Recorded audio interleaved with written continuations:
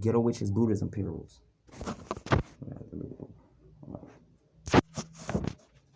All right. You have the old covenant, the new covenant, and the newest covenant. The newest covenant is how everything turns out for everybody and everything in all dimensions. The old covenant was with Abraham, Isaac, and Jacob. Then you got Jesus and his 12 disciples with the new covenant. So you got the old covenant, the new covenant, and you got the newest covenant. Now, you have the Old Testament and New Testament. I read the Bible 3 times. You want to combine them and mix and blend. But you got the Old Testament, New Testament, and newest Testament. And what this is how the newest Testament is how everything turns out for everybody and everything in all dimensions. So covenant. All right, get that out the way. Now, some things I don't understand about the Bible. It's clear as day when you read it. Try to get it real quick.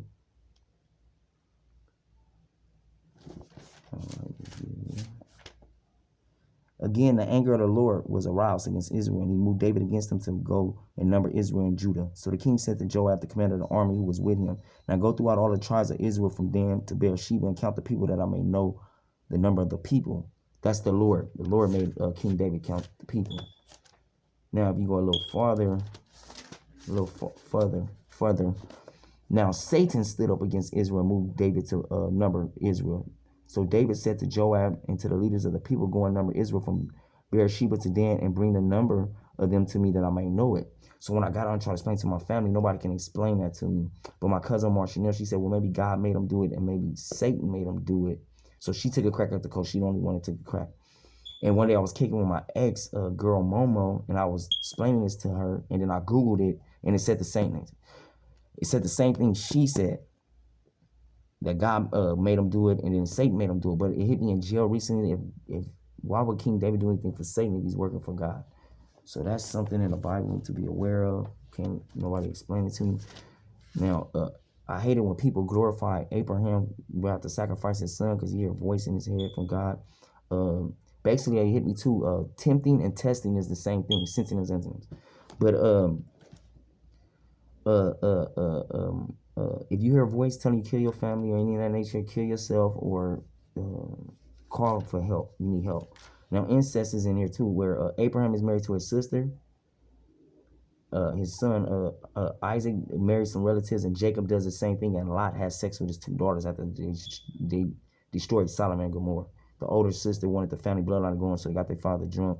And he said he don't know when they woke, when they laid down with him or when they left. But what about the in between? The younger daughter did the same thing. So you got incest right there. Jesus and his disciples, I pointed that on Instagram before, had many women looking out for them. And Abraham, he basically gave his you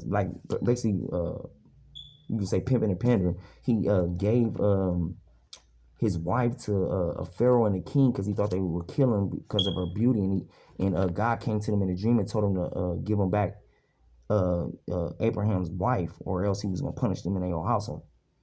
And they blessed them with all kind of gifts, all kind of animals and silver or gold, stuff like that. He basically blessed them with gifts, so that's in there.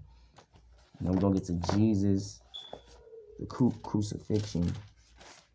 In Matthew's, it mentions that both criminals is basically slinging insults at Jesus. In Mark, it does the same thing. But in Luke, it says, like the Passion of Christ, one believes and one don't. That's in Luke. But Matthew's and Mark, they both are slinging insults. We say it that way. But in Luke, one believes, one doesn't. And the book of John doesn't even mention it when you look at the 4 Gospels. So something's weird with that.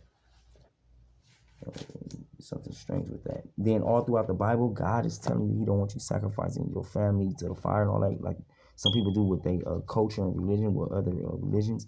But then it's a girl that this man said, if you allow me to win this war against my enemies, I sacrifice the first thing that comes out my house. And basically, his daughter told him, do what you got to do. You made a promise to God, and then he did it. So one minute God said, don't do that. The next minute, this man did his daughter in like that. So I don't understand that concept either about the Bible. So remember, compare the Old Testament to the New Testament when you read it. All right, Get to some more stuff. Oh, Moses and the Hebrew Israelites are killers. They was going around killing men, women, and children.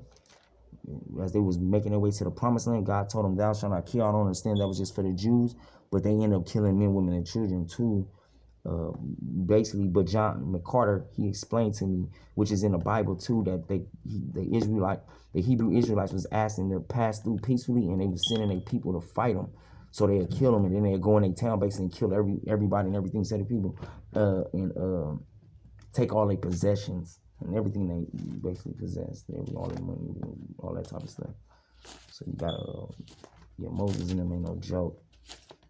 Now, as far as the tribes being divided, I was taught by David Icke, some people say David Icke, and Dr. Walter Williams, The Origin of Christianity and Islam, that Jewish is not a race, it's a religion. So it hit me, maybe the reason that they're divided, like the white Jews don't believe Jesus came, and the black Jews believe he has come, but it may have come from King Solomon. See, King Solomon has 700 wives and 300 concubines in the Bible, and he started praising foreign gods. So God said he had stripped all the tribes from him except for one, because of Jerusalem, and King David, his father, was a man of God, so much that God kept one tribe with King David's bloodline, and that's the tribe of Judah, where Jesus come from in his stepfather Joseph family bloodline.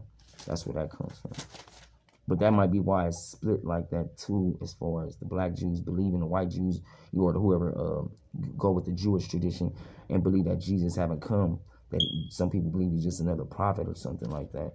So the white Jews are still waiting on Jesus. You see what I'm saying? But that might be one of the reasons for the division too. Let me see.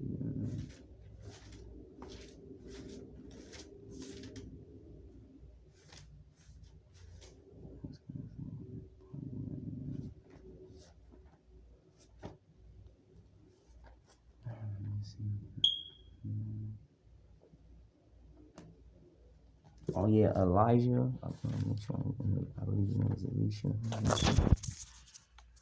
Well, that's enough for now. I believe I have to get back to it.